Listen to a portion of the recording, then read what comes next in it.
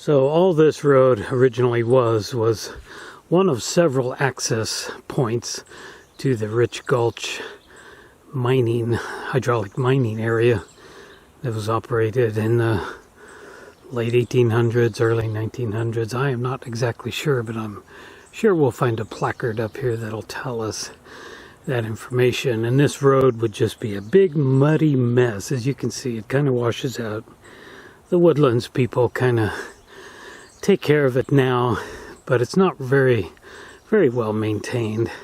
I'm sure back in the day this just started out as an old horse and wagon trail. So I've went about a quarter mile since the reservoir down there. And now we came up to kind of a trailhead. It kind of levels out. And I don't know why the Woodlands people cleared this little lot, I guess.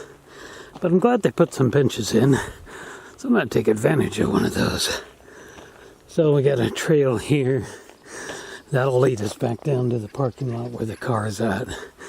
But to continue on to Rich Gulch, we're going to go that way. Alright, continuing on, you can see the road kind of narrows. It's easy to see that it was never created with heavy equipment. Alright, a lot of oak and some madrone around here. It's pretty densely populated in this area. And we're coming up to the area where the first fence should be. And we should be on top of the little knoll here and be starting down the other side. That's about where that fence should be.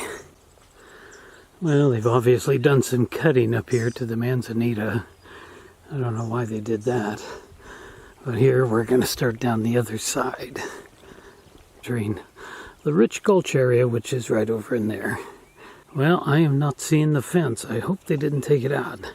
But what I am seeing down there is a big information placard. So I wonder what that says. That was never here before. Well, you can see how this road looks. It was just nothing more than just a wagon trail that went through this area. And I do not see my fence. And that's kind of bizarre. I should be somewhere right in here. As I stop here in the trail to look at this, which apparently the Woodlands people installed to try to keep it from washing out, I now see my fence. I see it right there. I don't want to go too far in here because I don't honestly know what poison oak looks like. But can you see that? Right there. It's attached to that tree. It's just an old metal wire fence. You know, there's a pole right there. And it's just, I remember it just went all the way down. And you can kind of see the line of it. Yep, that's it.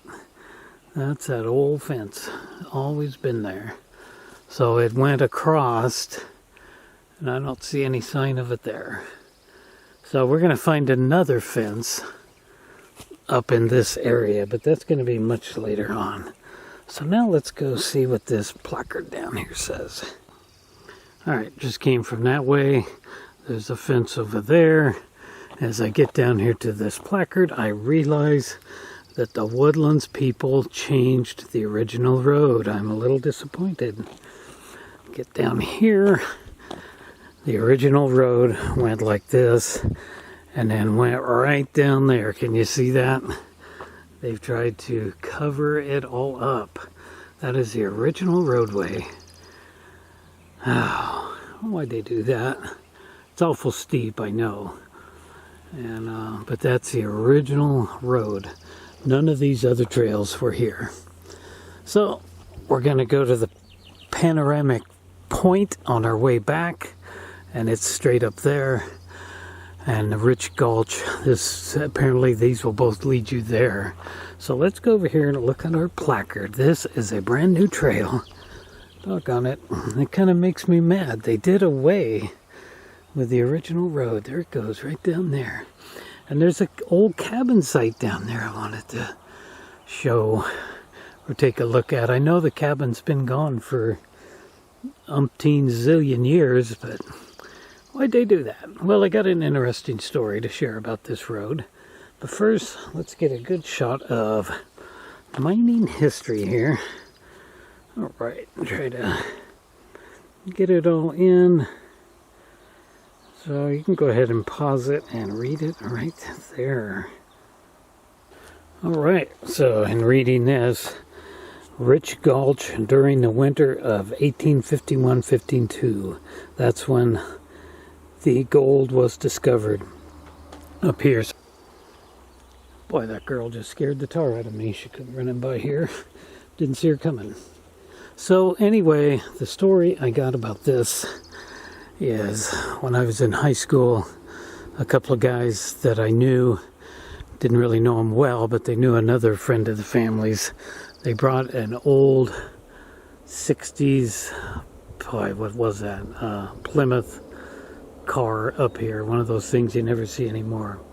They came up here during the middle of the night, and they came down here, and they went down here, and they tried to turn around where the cabin's at, and we're going to go down there one way or another.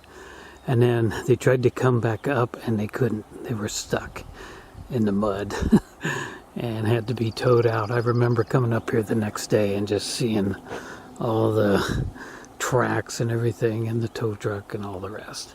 So we're going to try to find that area right now. So let's go down this new trail. This is undiscovered territory for me. Okay, I just came from that way. The placard is just right over there. I'm following this trail around, and it is going to go apparently right over where the cabin site's at. So that's good. All right, bringing the trail down here, it has led me right over where the cabin site was at. This is where the cabin was at. You see a road over there, and we'll be on that one pretty soon. But this is where that old cabin stood. There was just lots of old junk out here, and maybe an old car or two. And they have cleaned that area up completely. And this was the entrance to the cabin site off of this road here that we've been following all the time.